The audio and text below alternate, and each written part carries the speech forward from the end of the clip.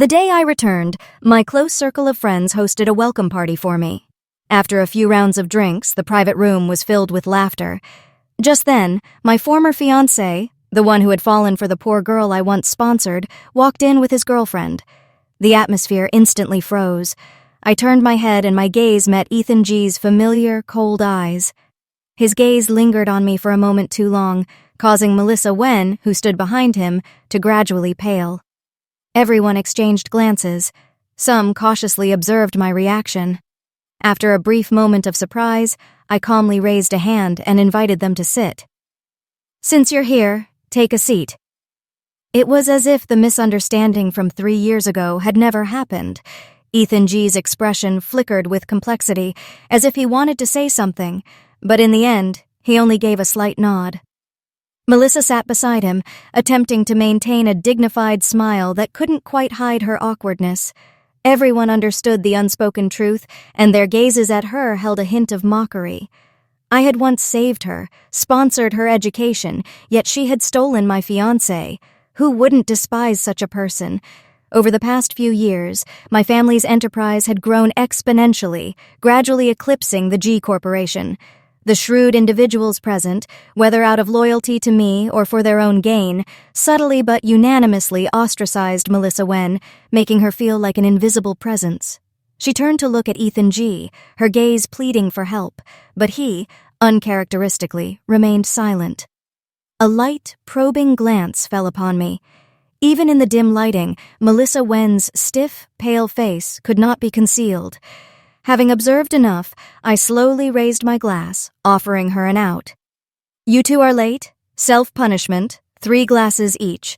Any objections? Don't even think about escaping. It's the rule." As soon as the words left my lips, everyone's expressions shifted for a split second, but they quickly chimed in. "That's right. It's Naomi's welcome back day. Don't ruin the fun." Ethan G. said nothing, simply draining all 3 glasses decisively.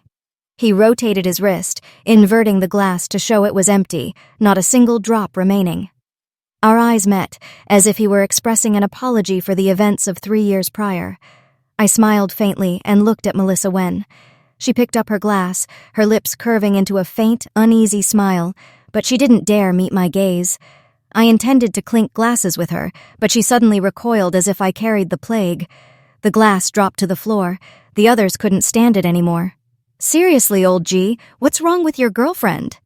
Sister Naomi isn't holding a grudge about the past, yet she's putting on an attitude and trying to spoil our gathering?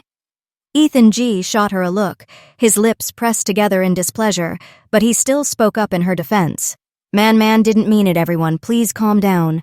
Melissa lowered her head, apologizing in a small voice, her eyes red-rimmed as if she had been deeply wronged. Among the friends, some who had no shared interests with the G family immediately wanted to erupt in anger. "Hey, my temper is—" I cut him off, smiling gently. "We're all friends here. Let's not let a small matter ruin the atmosphere. Let bygones be bygones. Don't bring up the past again." I looked at Ethan G. and Melissa Wen, tilted my head back, and drained my glass, my gaze gently reassuring. Ethan G's expression gradually softened, and a hint of a smile appeared in his eyes. Everyone understood that the past was to be forgotten. The atmosphere warmed up and became lively once more. On my way to the balcony to get some fresh air, I wanted to clear my head from the alcohol. Behind me, Ethan G's voice was soft, with a hint of hoarseness. "How have you been these past 3 years?" The wind ruffled my hair, creating a feeling like a romantic reunion after 1,000 years. I turned around, not missing the fleeting look of surprise and complexity in Ethan G's eyes. "Drinking so much? Can your stomach handle it?" I didn't answer his question, choosing instead to inquire about his health first. Ethan G. unconsciously placed a hand on his stomach, a fleeting look of surprise crossing his face. He had suffered from stomach problems for a long time and was extremely picky about food. Back then, I had spent an entire year understanding his palate, even preparing a special nutritional menu just for him. Every day, I reminded him to eat on time, and I always carried stomach medication and healthy snacks for him in my bag. But in the end, I lost to the girl who dared to invite him to eat street food. Ethan G's brows subtly furrowed, his complex gaze fixed on me. You don't hate me? I shook my head. What's past is past. In truth, there's no irreconcilable conflict between us. Besides, as the saying goes, even if the deal falls through, goodwill remains. Ethan G. let out a laugh, and the atmosphere between us became much more natural. He joked, "You've become more magnanimous." I also smiled. We weren't suited as lovers, but that doesn't mean we can't be friends, does it? In reality, 3 years ago, after Ethan G. and I broke off our engagement, the relationship between our two families became tenser than ever, openly clashing in the years that followed. From an anticipated in-law relationship, the two families had now become relentless business rivals, vying fiercely against each other. Now, everyone in their circle knew that my parents cherished their daughter like their own lives, and they were all astonished by my family's rapid growth. More than a few family heads advised their descendants that if they could forge good relations with me, they should. If not, they should at least not be foolish enough to cause trouble. As soon as I returned, many new, unfamiliar friends emerged, and invitations for social gatherings and meetings poured in continuously. Adding Ethan G. to the mix was no issue. Besides, there was no need for the two families to be so tense.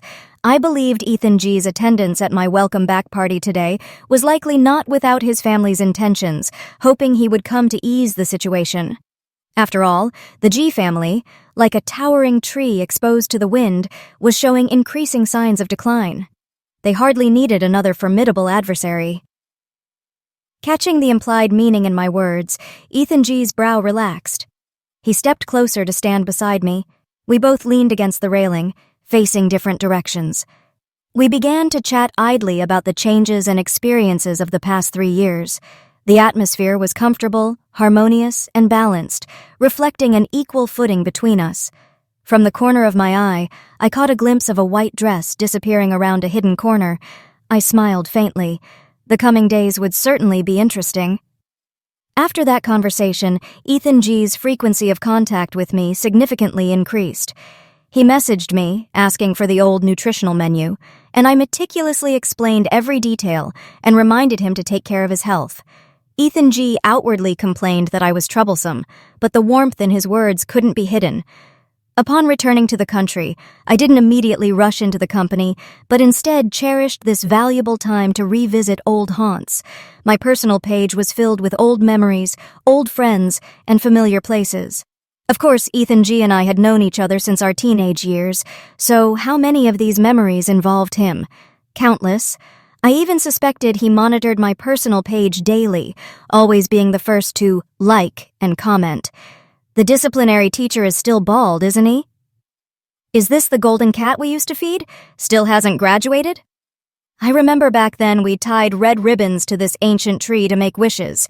You absolutely refused to let me see yours. I only replied to a few innocuous comments. For messages that crossed the line, I simply smiled and ignored them. One day, a male celebrity's recently revealed girlfriend, who was also a starlet, went live on stream and began criticizing classic songs. Among them was a song I cherished, which she called gaudy. That evening, I posted the song on my social media. Minutes later, Ethan G. called me, his voice brimming with irritation. Ethan wasn't a fan of the singer, yet he had never missed a single performance. That alone showed how much he cherished this particular song. I listened quietly as he ranted, occasionally nodding and offering a few comforting words. Before I knew it, we had been talking for over an hour. Suddenly, Melissa Wen's voice echoed from the other end of the line. "Ethan, are you still not done with work?" Ethan paused for a moment but didn't hang up, his voice tinged with annoyance. "What are you doing here?" Melissa's voice rose sharply, laced with accusation. "You're calling her again, aren't you?" Hearing this, I hung up. After all, it was someone else's family matter. It wasn't my place to interfere. I softly hummed a song, my gaze drifting to the wall clock, my fingers tapping lightly on the table. 3 minutes later, Ethan G. called me back. His voice held a hint of weariness. "I'm sorry, man, for dragging you into this," I said gently. "It's fine, I understand. Melissa is sensitive. You just need to spend more time with her and give her enough sense of security." Pausing for a moment, I added, "Our relationship is already a bit sensitive, so it's only natural she wouldn't like me. It's better if we keep our distance from now on." Ethan was silent for a few seconds, but I still perceived the impatience he was trying to hide. Is the sense of security I give her not enough? She's just insatiable. After hanging up, I subtly raised an eyebrow. For the past few years I'd been abroad, yet I knew the situation back home like the back of my hand. After calling off the engagement, Ethan had knelt for days, refusing to eat or drink, to force his family to accept Melissa Wen. Melissa, not to be outdone, stood before the gates of the G family mansion day after day, crying until her eyes were swollen shut, just to meet him once. The young master rebelled for love, and the persistent little white flower never gave up. The G family finally softened their hearts, and the two overcame all obstacles to be together. Their love story, like something out of an idol drama, became a reality, turning into a long-standing topic of discussion among the elite. Every time it was mentioned, people would feign wiping away tears from the corners of their eyes. Truly a love so touching it moved heaven and earth. Hurry and see if your own fiancé has found his true love. Make way for them. However, the beautiful ending of an idol drama was merely the beginning of real life. The two families severed their cooperation. The G family couldn't bring themselves to blame their son, so of course they needed someone to vent their anger on, didn't they? Thus, they looked at Melissa Wen with prejudiced eyes, scrutinizing her every move. If you want to marry into wealth, you must learn the rules and etiquette, stay home, care for your husband, and raise your children. Work? Not allowed. Are you trying to earn a few measly bucks to bring shame upon the G family? Attend parties? Forget about it. Are we supposed to let people mock us for elevating a mistress to the position of main wife? Melissa had just graduated. She hadn't even had the chance to establish herself in her career before being forced to give up all opportunities for advancement for love. Luckily, Ethan had promised to love her forever, so she was willing to be the woman behind him. As for her career future, how could it be as important as becoming Madame G? Therefore, she had no choice but to cling tightly to Ethan. Whenever another girl appeared around him, she would fly into a rage. Once or twice it might have been amusing, but after many times, who wouldn't feel bothered? Love fueled by hormones can never be as enduring as an unwavering heart. I sighed, looking over at the other girl I sponsored, Lucy Lee, who was currently my assistant. Do you understand her actions? Lucy Lee maintained her cold expression, but a flicker of disgust crossed her face upon hearing my question. I will never understand it. She clearly has a promising future, yet she puts everything on the vague love of a man. I nodded. Melissa and her family haven't seen each other in a long time, have they? Lucy Lee nodded. I'll handle this properly. After that call, my relationship with Ethan G seemed to instantly revert to its original state. I rarely replied to his messages or calls. I also deliberately avoided the gatherings he organized. This change caught Ethan by surprise and sent him into a panic. He sought out Lucy Lee, hoping to meet me just once. Lucy Lee sighed. Sir, don't you know yet? Someone online is slandering my boss, and all sorts of unsavory rumors are spreading everywhere. Boss has suffered a relapse of her depression, and our madam had to forcefully take her to a mental health sanatorium. Ethan stood stunned, his voice hoarse, as if struggling to escape his throat. Depression? What depression?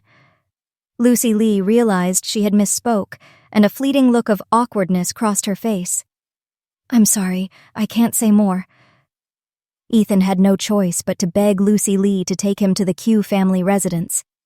He had never once visited since calling off the engagement 3 years ago, and my parents had never allowed him through the door.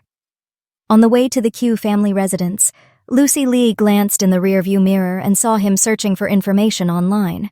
His brows furrowed even tighter, and his face grew increasingly tense.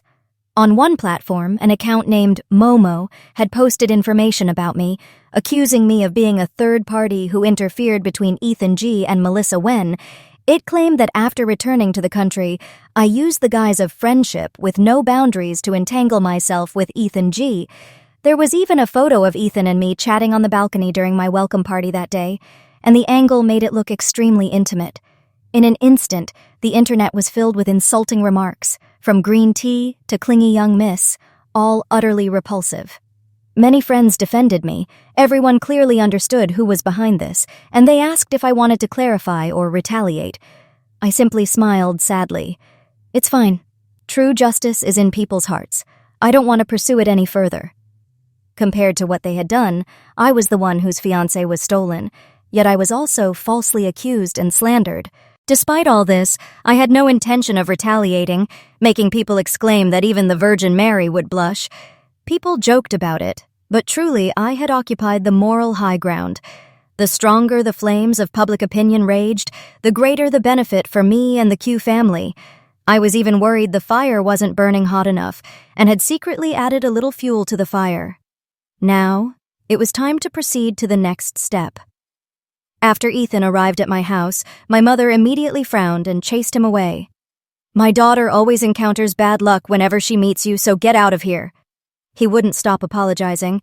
His eyes were even red-rimmed, only wanting to see me once. "Auntie Jiang, is Naomi suffering from depression because of me? Please, Auntie, just let me see her once, or I won't be at peace." A cold glint flashed in my mother's eyes, but then she sighed reluctantly. "Oh, children are a lifelong debt. Go see her." As soon as she gave him the address of the mental health sanatorium, Ethan immediately left. My mother exchanged a look with Lucy Lee, who subtly nodded and then followed him out. On the way, Lucy Lee embellished further on my condition with depression when I was abroad. She claimed that I had been like a soulless shell, had attempted suicide several times, luckily being discovered in time. Ethan turned his head to look out the window, his red-rimmed eyes reflected in the car's mirror. When they found me, I was wearing a blue and white striped hospital gown, sitting dazedly on the bed, my eyes fixed on a flock of birds outside the window. Sunlight bathed my face, giving me a fragile, almost ethereal beauty, as if I might shatter at any moment. Ethan G's hand, resting by his side, subtly clenched. He hesitated, then called out, "Naomi?" I immediately stiffened, my eyes filled with surprise and bewilderment. "Why are you here?" Ethan G looked at me with a helpless expression. "Why didn't you tell me you were sick?" I chuckled nonchalantly. "It's nothing serious. My mother is just overreacting." Ethan G lowered his gaze, as if he didn't dare to look at me. "Is your depression because of me?" I cut him off. "I'm so bored. My phone was confiscated, and Mom even assigned Lucy Lee to watch over me. Will you take me out to play, please?" It was rare for me to plead so childishly. Ethan G was momentarily stunned, his throat subtly bobbing. I waved a hand in front of his face, frowning impatiently. "Well, can you or not?" He coughed lightly, his handsome face flushing faintly. The calm, aloof demeanor of adulthood seemed to vanish, as if he'd reverted to the innocent boy of his youth. "Naomi, you need to rest." I turned my head away, saying nothing. Ethan G chuckled, then found an excuse to distract Lucy Lee, and I seized the opportunity to slip out. To avoid Lucy Lee following us, Ethan G drove me to a small food street hidden deep within an alley. My eyes lit up. "You're quite something. How did you find this place?" His eyes flickered briefly, avoiding my gaze. "I just happened to pass by." I didn't press further, knowing without a doubt that this place held sweet memories for him and Melissa Wen, a place that belonged only to the two of them. It seemed their feelings for each other weren't as solid as I'd thought. I rarely visited places like this, and everything looked interesting to me. One moment I wanted to eat the crispy golden fries, the next I craved the stinky tofu across the street. Before long, Ethan G's hands were laden with all sorts of snacks. Meanwhile, I was happily munching on a skewer of candied hawthorn, piece by piece. It turned out to be so sour my face scrunched up. Ethan G chuckled, a relaxed and fresh look I hadn't seen in a long time appearing in his eyes. "You don't usually like these kinds of things, do you? Be careful not to get a stomachache." I rolled my eyes. "Who said I didn't like them?" Then, suddenly remembering something, my face flushed and my voice softened. "Back then, I was just pretending in front of you." Ethan G was stunned. "What?" I sat down on a long bench by the river, as if I had decided to let go of everything. "Actually, every holiday, I used to lie to you that I was going to summer or winter camps abroad. In reality, I went with my parents to mountainous regions to do charity work. My parents also rose from humble, poor, rural beginnings, and after achieving success, they wanted to give back to society. They were afraid I'd become spoiled, so they often took me along to experience hardship. I'd play with the local children there, climbing trees and catching fish like a little monkey. What's more, I loved eating snacks from those small general stores, especially spicy instant noodles and chewing gum that came with stickers. As I spoke about the past, my eyes sparkled. Ethan G. watched me intently, his gaze gentle. "Why would you hide something like this from me?" A hint of shyness crossed my face. "You're a young master. I was afraid you'd look down on me, think I was countrified. I have my pride too, you know. Besides, you suffer from stomach problems. Since I was supervising your diet, I had to set a good example myself." Ethan G.'s laughter abruptly died. He looked at me, his expression complex, a fleeting trace of an unfamiliar emotion in his dark eyes. Before he could say anything, I sighed in relief, breaking into a radiant smile. "But now we're friends. Things I didn't dare say before, I can say now." The sunset dyed the river surface a brilliant gold, beautiful to the point of magnificence. I stood up, smiling softly. "Let's go home." Ethan G. drove, and I sat in the passenger seat, both of us silent the entire way back. The quiet atmosphere under the dim streetlights could usually help people relax, but for someone burdened with worries, it was the exact opposite. I leaned my head against the window, conveniently able to observe Ethan G.'s tense profile. He knitted his brows, seeming restless. I patiently waited for him to speak. Sure enough, not long after, he hesitated, then said, "Back then, you saved me." His voice gradually faded, as if he didn't know how to ask. I knew what he wanted to ask. It was probably about that time in middle school, when Ethan G. injured someone in a fight, and that summer he was sent back to his hometown. The G family seemed very strict. A younger member who committed a mistake had to kneel in the ancestral hall for self-reflection. At that time, I was there with my parents doing charity work. For 3 consecutive days, a storm raged, and a landslide buried the G family's ancestral hall. I happened to be walking around there, hoping to meet Ethan G, when I accidentally witnessed the disaster. I immediately called for rescue, then joined the G family members to dig through the landslide debris to find him. When he was finally rescued, he weakly opened his eyes, facing my dirty, disheveled face. "Thank goodness, Ethan G, you're all right." That was the moment he officially accepted me. After that, the G family stopped pressuring my father and arranged for Ethan G and me to be engaged. The Q family rapidly developed because of this, almost on par with the G family. Everyone thought the 2 families would be closely bound. Who would have thought a twist of fate named Melissa Wen would appear? At that time, I inadvertently saw them acting intimately, and I was so angry that I blurted out, "Melissa Wen is intentionally trying to get close to you." Ethan G looked at me coldly, his expression profound. "And didn't you save me for a purpose too?" I looked at Melissa Wen, seeing her lower her eyes, shrink back, then be protected and led away by Ethan G. Some things are only truly convincing when spoken by someone close. Not long after, he proposed breaking off our engagement, determined to be with Melissa Wen. Sure enough, this matter had been a thorn in Ethan G's heart all this time. Now was the time to pull it out. I tilted my head to look at Ethan G, my eyes tinged with sorrow. "Of course I intentionally tried to get close to you." He gripped the steering wheel tightly, his knuckles gradually turning white. "Because I liked you." With a sudden screech of brakes, the car stopped by the side of the road. As Ethan G turned to look at me, a tear fell from the corner of my eye. "I knew the person you hit back then was a bully. You've always been full of righteousness, and that's exactly what I liked about you. When I was doing charity work with my parents back then, I happened to meet you, and I was overjoyed, thinking even heaven was helping me." I tried to suppress a sob, forcing a smile as I looked at him. Ethan G's eyes were red-rimmed. He carefully took my hand, bowing his head to rest his forehead upon it. "I'm sorry, Naomi. I didn't know."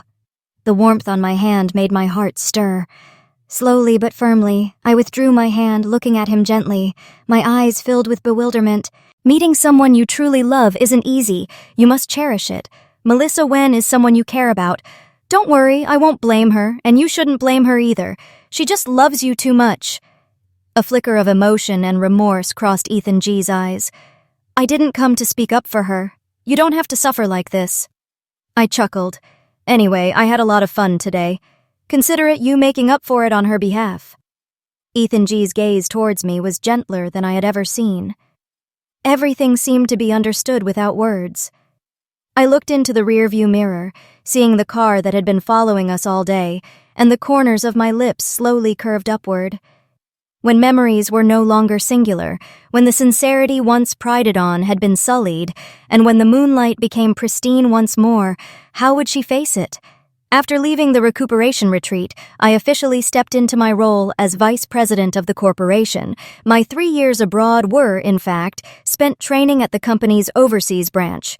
Not only did I revive businesses on the brink of bankruptcy, but every project I undertook brought in significant profits, with financial reports for each subsequent year looking better than the last. The veterans at Q Corporation all acknowledged my abilities and talents. My father, though outwardly humble, claiming I still needed a few more years of experience, had in reality already bought a full set of fishing gear, ready for retirement. While busy taking over the company's operations, I also had Lucy Lee report on the situation with Ethan G and Melissa Wen. Their seemingly solid relationship appeared to have developed cracks. There were many unpleasant quarrels, and Melissa was no longer seen at their shared friend gatherings. Ethan even stopped returning to their shared apartment, staying instead at the G family villa. His mother had recently been getting headaches because Melissa's parents frequently came to their house. Without my interference, the Wen family quickly came sniffing around. Knowing their daughter had snared such a valuable son-in-law, they clung to the G family like leeches, refusing to leave. They demanded an exorbitantly high bride price and even insisted on a house and car for Melissa's younger brother. My mother said Mrs. G was so embarrassed she no longer dared to attend the elite ladies' tea gatherings. She was furious with nowhere to vent her anger, and just seeing Melissa's tear-stained face bothered her. Ethan's father, a man who valued appearances his whole life, was so enraged he almost disowned his son. He pointed directly at Melissa's face and scolded her, humiliating her until she had nothing left to say. Melissa paled with shame, hoping Ethan would stand up for her as he always had. But what shocked and devastated her was that this time, Ethan said nothing, his face cold as ice. My father twirled a string of beads in his hand, his voice indifferent. The G family is in utter chaos now, truly reaping what they sow. My mother blew on her hot teacup. It seems Melissa will find it hard to escape the shackles of her birth family her entire life. How pitiful! I was a little speechless. Can you two stop pretending to gloat? The three of us looked at each other, each wearing a knowing smile. I remembered the day I returned to the country. We had gathered for a meeting in the study. My father swirled his teacup, speaking slowly. Step 1. Retreat to advance. Absence makes the heart grow fonder, and familiarity breeds contempt. 3 years is enough to erase all unpleasantness. Subconsciously, he will begin to remember the good things about you. Habits are not to be trifled with. The experiences and chemistry between you two are irreplaceable. A song, a scene, anything can make him think of your face. No matter how deep their love is, a deep corner of his heart will surely still hold you. My mother gently stroked her jade earrings, her voice drawn out. Step 2. If others don't have it, you do. If others have it, you must excel. Eating at roadside stalls isn't exclusive to the little flower and the prince. What's that saying? When you've eaten too many mountain and sea delicacies, even a single humble dish one day can feel like exquisite cuisine. Food needs novelty, and so do people. When Ethan realizes you can enjoy both gourmet feasts and plain congee with pickled vegetables with him, why would he still think of that common fare? Step 3 was the oldest trick in the book, yet the most effective. To catch, one must first release. He had to feel a sense of urgency, forcing him to make a final choice. When Ethan finally got the chance to ask me out, I had just finished a blind date. As soon as I entered the cafe, I leaned back in my chair, completely disregarding my image. My parents have gone crazy. They're absolutely insisting I get married this year. Ethan stiffened slightly, the corner of his mouth twitching. Why the rush? They're about to retire. They want to hold grandchildren in their arms. Thinking of something, I suddenly leaned closer to Ethan. Or perhaps... He swallowed dryly, his hands on his thighs clenching tight. Do you have any handsome and decent friends you could introduce me to? Ethan's tense expression froze for a moment, then his face darkened. Is that all you wanted to tell me? He gritted his teeth, looking very annoyed. I raised my hands, my voice helpless. There's no other way. Blind dates are really time-consuming, and we're never compatible at all. Ethan sighed in relief, but when he looked up, he met my gaze, and I slowly drawled, What did you think I was going to say just now? Ethan looked flustered, gave a light cough, and turned away, his ears visibly reddening. Nothing, I chuckled, reminding him. Your phone in your jacket pocket has been lighting up continuously. Is that Melissa calling? Maybe you should go back. At the mention of Melissa, the smile on Ethan's face immediately faded. He picked up his phone and hung up, his expression turning cold. Just a nuisance call. I smiled faintly, my voice growing even softer. A nuisance call that keeps ringing like that? I'm somewhat aware that you two have been having some issues lately. Melissa didn't choose a family like that, so don't be angry with her. Why don't you sit down and talk things through clearly? Melissa is naturally sensitive and insecure. Not clarifying things can easily lead to misunderstandings. As I said this, my tone softened slightly. Back in high school, there was a very difficult math problem that I spent a long time figuring out. I thought I could help Melissa and Lucy, but perhaps my attitude was a bit arrogant, causing Melissa to suddenly run out with tears welling in her eyes. I always wondered what I said wrong to make her hate me so much. Ethan frowned as he listened, his eyes thoughtful, his expression growing increasingly unpleasant. He said sternly and coldly, What did you do wrong? You provided her with clothes and means to study at the same school as us, and even spent time teaching her. She's just overly sensitive and thinks everyone looks down on her. If she's so capable, why doesn't she refuse help and live independently? Who is she putting on airs for? I slightly raised an eyebrow. His words were full of valuable information. Clearly, he remembered that memory. At that time, Melissa saw Ethan at the door and thought I was deliberately mocking her stupidity in front of him. In front of the person she secretly loved, her self-esteem was wounded, so she ran out to the garden and cried. Under the brilliant sunlight, butterflies fluttered, and the young man and woman gazed at each other from afar. I stood silently on the second floor, watching that beautiful scene unfold. That was also the beginning of their complicated, fated relationship. Just then, Lucy Lee texted me, Melissa has left. The corner of my mouth curved slightly upward. To destroy someone, you must first drive them to desperation. When she heard the very person she'd given up everything to choose evaluate her like that, would she decisively cut ties? Or would her heartbreak make her cling even tighter to this last straw? I was very much looking forward to it. A few days later, the good news spread.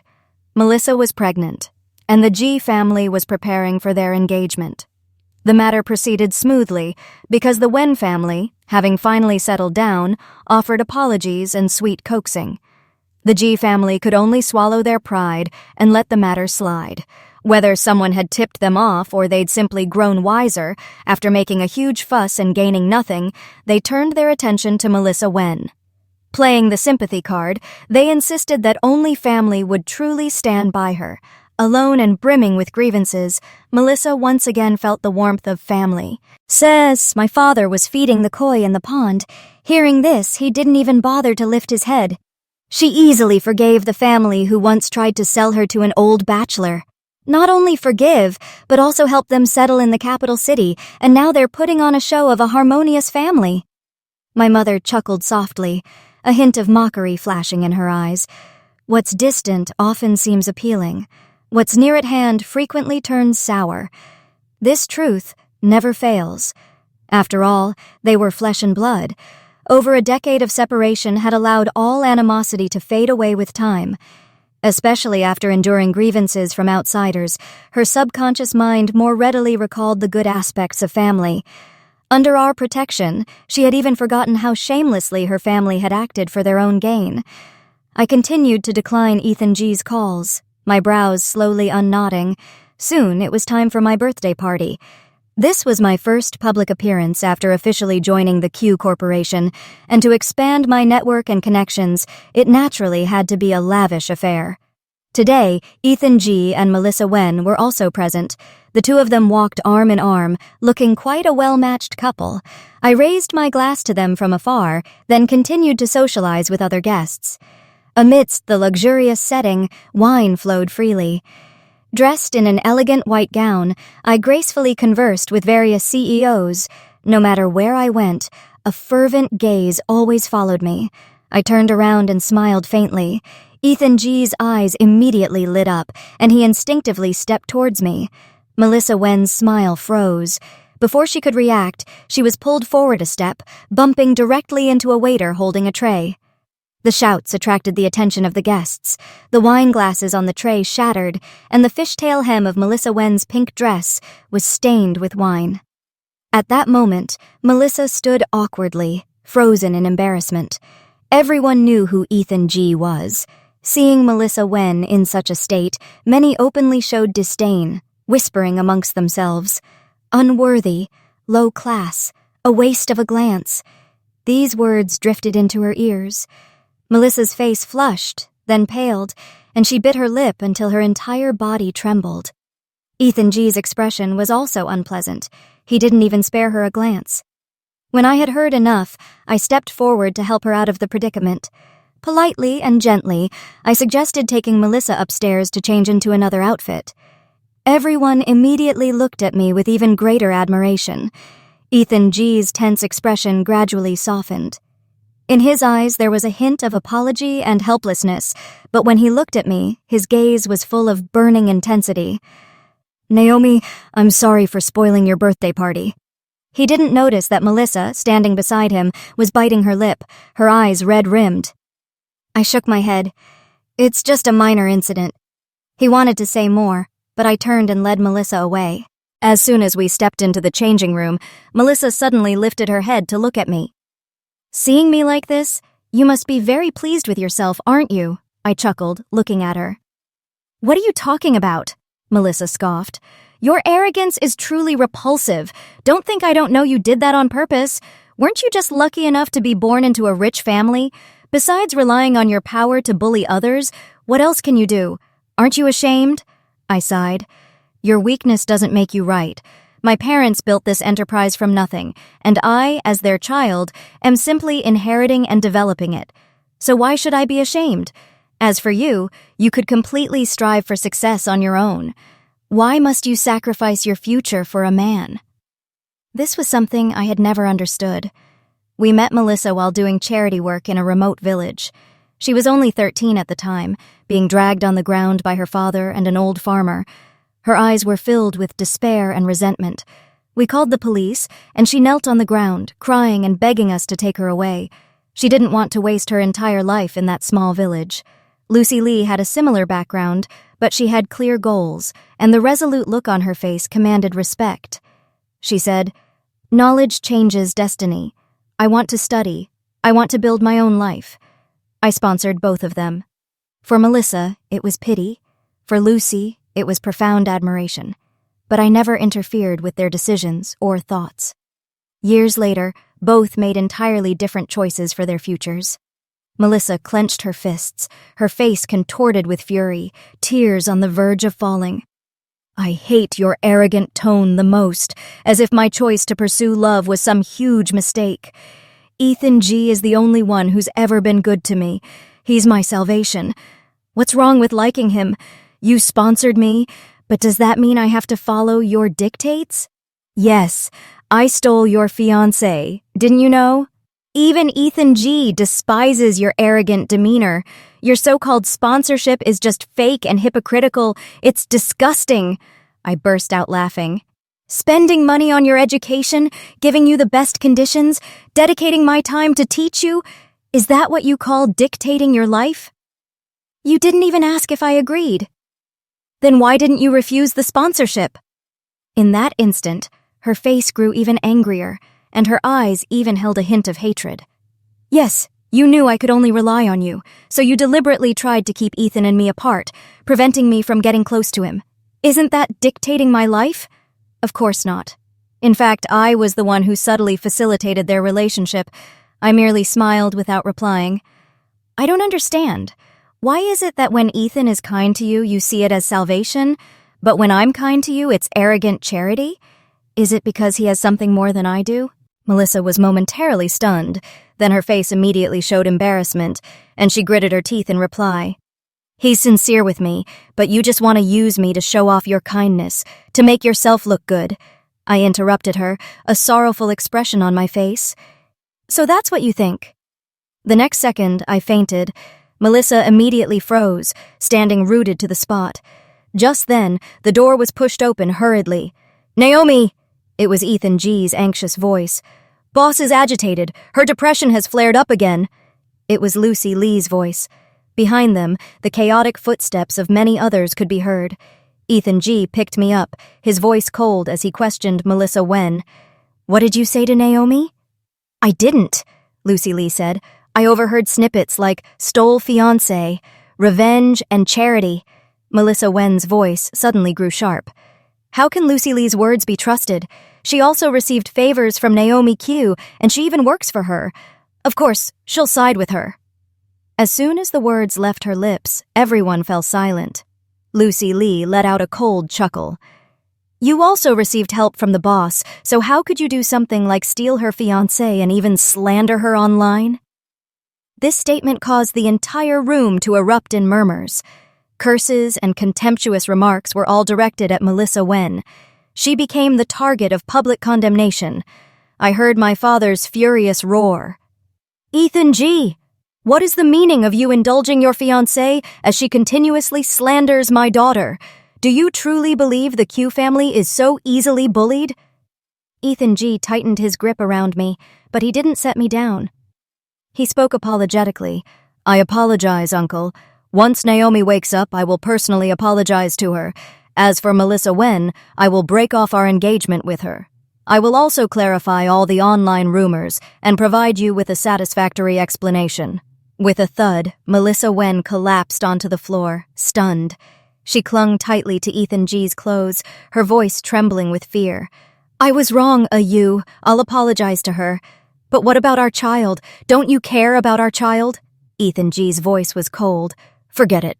With that, he carried me out of the room without a backward glance. Lucy Lee followed closely behind, driving me to the familiar recuperation center. During my coma, I ceaselessly pondered my conversation with Melissa Wen. What was sincerity and what was pretense? I remembered an online article about a benefactor who sponsored a young woman, only for the woman to choose marriage and become a housewife immediately after graduation, leaving the benefactor with mixed emotions. Marriage is, in essence, a two-way partnership. For it to last, there must be a balance of power. To have love, one must first have a career.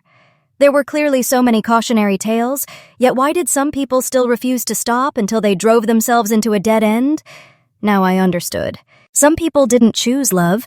They chose a shortcut to leapfrog social classes. I had accompanied my parents through countless winding mountain roads and highways, twisting and turning 18 times, feeling as though the destination was infinitely far away while standing in the middle of it all.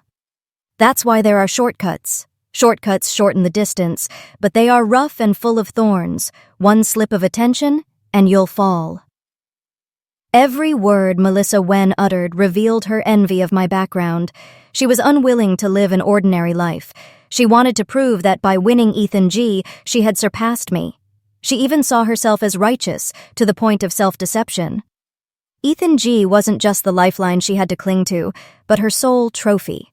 In her eyes, if she lost him, she would truly have nothing left. Melissa Wen chose a shortcut. Naturally, she had to accept the risk of slipping up. Whether it would be safety or ruin, it was no longer hers to control. When I woke up, I vaguely saw Ethan G sitting beside my bed.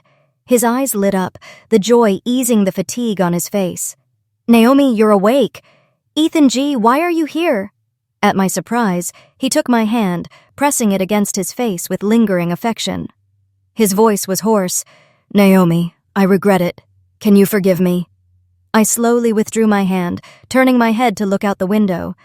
But I couldn't stop my eyes from reddening. There's nothing to forgive. We are already in the past. You're about to marry Melissa Wen. Ethan G's voice was urgent. I won't marry her. Only now have I seen her true colors. She deliberately led me to misunderstand you. And now, out of jealousy, she's spreading malicious rumors about you online. You changed her fate, yet she repays kindness with enmity. She's truly a living embodiment of the story of the farmer and the snake. I absolutely won't spend my life with someone like that. Naomi, it was my blurred vision that failed to see. You have every right to blame me. Clearly, you're the one who understands me best. We're the ones who should be a couple. I pressed my lips together without speaking, closed my eyes, and a single tear rolled down the corner of my eye. That tear held both resentment and sorrow. If he hadn't given her the opportunity, how could Melissa Wen have achieved her goal? When men love you, they resent not being able to pluck stars from the sky for you. When they fall out of love, they use the sharpest words to stab at your pain, as if they themselves had never made a mistake. Ethan G didn't see the sarcastic curve of my lips. He only thought I was heartbroken. A subtle flicker of hope passed across his face. His voice softened.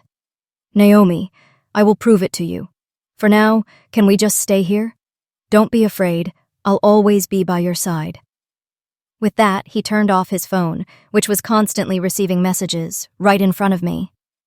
He exhaled softly, as if shedding a heavy burden, as if this was a peaceful sanctuary, separated from the outside world. A long moment later, I offered a faint smile, my eyes sparkling slightly. All right. What Ethan G didn't know was that while he was hiding away, the outside world had already changed. My father allied with several major corporations, continuously launching attacks on G Corporation. G Corporation also had a series of scandals exposed, such as tax evasion, construction accidents, and unfair business practices. G Corporation had originally risen to prominence through real estate. Not a few of their projects had suffered incidents due to non-compliance with standards, even resulting in fatalities. All of this had been suppressed by Ethan G's father using his power. But who was my father? A renowned philanthropist.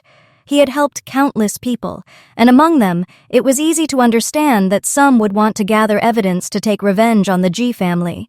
When G Corporation's value plummeted by half, and it was swept up in public outcry, my father had already made a massive profit in the stock market, happily preparing for the Lunar New Year. When Lucy Lee smiled and called me home, I was building a snowman with Ethan G. Lately, he had been more relaxed than ever, with countless things he wanted to tell me every day. He gently shielded me from the wind, his slender hands, red and numb with cold, picking up 2 pebbles and offering them to me. Just need the eyes and it'll be complete. I smiled, looking at him, but didn't take them. Ethan G froze. The next second, I kicked off the snowman's head right before his astonished gaze. The corners of my lips curved into a wicked smile. Sorry, game over. Ethan G stood frozen in place, his lips trembling slightly. Naomi? I adjusted my coat and walked out, leaving behind a back that held no trace of lingering affection and Lucy Lee's meaningful gaze. I waved my hand casually. Next time we meet, please call me CEO Q. A great ship, though sinking, still retains its massive size and immense underlying assets. Though G Corporation was severely damaged, such a colossal fortune wouldn't easily collapse entirely. My father's face was calm, his demeanor refined. Tearing off such a big piece is enough. From now on, G Corporation is no longer a threat. Moreover, our goal has been achieved. Dominic G is finished. Dominic G was Ethan G's father. When my father had just started his business and achieved a small degree of success, Dominic G had repeatedly suppressed him. At parties, he had openly and covertly insulted my father's honor in front of other CEOs. He even uttered inappropriate remarks to my mother, appraising her as if she were an item for selection. That was something my father could not tolerate. Thus, that grudge was sealed. This day, ever since I saved Ethan G, had been meticulously planned. Our entire family comprises people who repay kindness with kindness and enmity with enmity. My father taught me from a young age, if you repay evil with kindness, then what will you use to repay kindness? A family friend who was a geomancer also said, if someone harms you, to a certain extent, they are robbing you of your good fortune.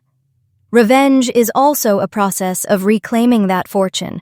True balance lies in give and take. If you tolerate it every time, your luck will only weaken until eventually anyone can trample all over you. And so, I've always lived by an eye for an eye. My mother beamed, her delicate face alight with a radiant smile. Indeed, in a way, we should even thank Melissa Wen. I smiled and nodded in agreement. Had Ethan G. not so dramatically broken off his engagement 3 years ago to be with her, my family wouldn't have so easily and openly severed ties with the G family, not to mention, she then relentlessly spread rumors about me online. When Ethan refused to marry Melissa because of me, her parents panicked. Following shrewd advice, they launched a live stream and posted tearful videos, weeping and recounting how I had stolen their daughter's fiancé. This sensationalized event pushed public opinion to a fever pitch. But at that very moment, Ethan G. himself stepped forward to clarify the truth, narrating the entire process of how I had helped Melissa. Friends within our social circle also began to testify, revealing even more details. Online netizens started tracing my social media activities. The more they dug, the more they found. Every single post was about my philanthropic endeavors. Public sentiment quickly and completely reversed. In no time, public goodwill towards Q Corporation soared to its peak, and our stock prices shot up rapidly. Meanwhile, the Wen family faced a furious backlash from the public. Melissa Wen, in particular, was practically erased from society. The next time I encountered Ethan G. and Melissa Wen was at a business gala. Mr. Dominic G. and his son had been ousted from the board of directors. Ethan was completely abandoned, stripped of all future opportunities to rise due to their numerous losses, now utterly penniless. Today, he had to rely on old friends just to secure an invitation solely to meet me. After some time apart, Ethan G. no longer possessed his former dashing demeanor. His face was haggard, exuding an air of decline and weariness. He stared intently at me, his eyes red-rimmed. "You've been deceiving me all these years." I shook my head. "I did like you once, that much was true." His expression momentarily froze, his pale lips twitching slightly. Initially, I approached him for my own benefit, but the longer I spent by his side, the harder it became for my heart to obey my reason. It was only when his gaze began to linger on Melissa that I felt betrayed simultaneously by two people I considered close. It was as if I woke from a dream. I spent an entire night in contemplation, then promptly withdrew, proceeding according to the changed circumstances. "Naomi." Tears welled in Ethan G.'s eyes, and he unconsciously reached out to grasp my hand. I smiled, gracefully evading his touch, and looked past him to Melissa Wen's face, brimming with hatred. "People you know shouldn't be too greedy." Melissa dropped all pretense, trembling with rage.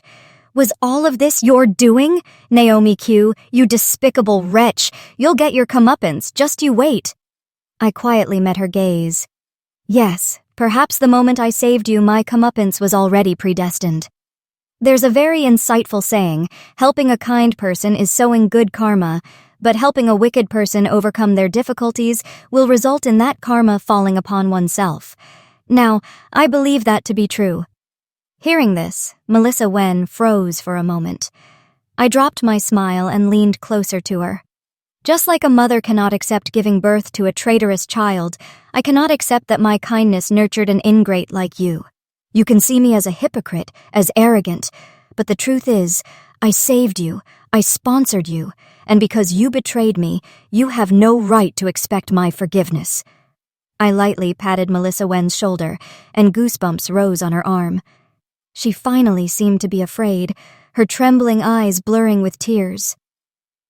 The very next second, I smiled brightly, as if no darkness had ever touched me.